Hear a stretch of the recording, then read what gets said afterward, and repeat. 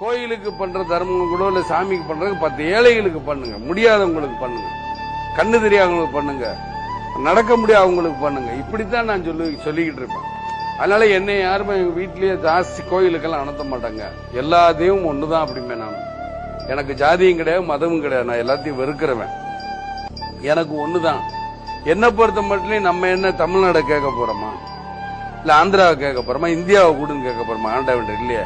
நம்ம குடும்பம் நல்லா இருக்கணும், நம்ம பிள்ளை குட்டிகள் நல்லா இருக்கணும், நம்மளை சேர்ந்தவங்க நல்லா இருக்கணும், நல்ல வேலை கிடைக்கணும், நல்ல உடல்நிலை ஆரோக்கியமா வச்சுக்கணும் தான் கேட்க போறோம் தெய்வத்துக்கிட்ட. வேற என்ன கேட்க போறோம்? இவங்க கூட பாடுனாங்க, இவங்க என்ன பாடுனாங்க?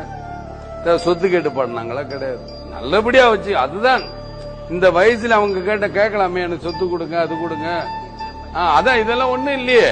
நல்ல வாழ்க்கை, நல்லா வந்தீங்க, எங்களை பார்க்க சந்தோஷம். இதுக்கு மேல என்ன கொடுப்பின இருக்குங்கிறது தான் என்னுடைய தாழ்மையான கருத்து. கோயிலுக்கு பண்ற தர்மம் கூட இல்ல சாமிக்கு பண்றது 10 ஏழைகளுக்கு பண்ணுங்க, முடியாதவங்களுக்கு பண்ணுங்க, கண்ணு தெரியாதவங்களுக்கு பண்ணுங்க, நடக்க முடியாதவங்களுக்கு பண்ணுங்க. இப்படித்தான் நான் சொல்லிக்கிட்டு இருப்பேன். அதனால என்னை யாருமே எங்க வீட்லயே ஜாஸ்தி கோயிலுக்கெல்லாம் அனுப்ப மாட்டாங்க. எல்லா தெய்வமும் ஒண்ணுதான் அப்படிமே. நான் எனக்கு ஜாதியும் கிடையாது, மதமும் கிடையாது. நான் எல்லாத்தையும் வெறுக்கிறவன். எனக்கு ஒண்ணுதான். என்ன பொறுத்த மட்டும் நம்ம என்ன தமிழ்நாடு கேட்க போறோமா?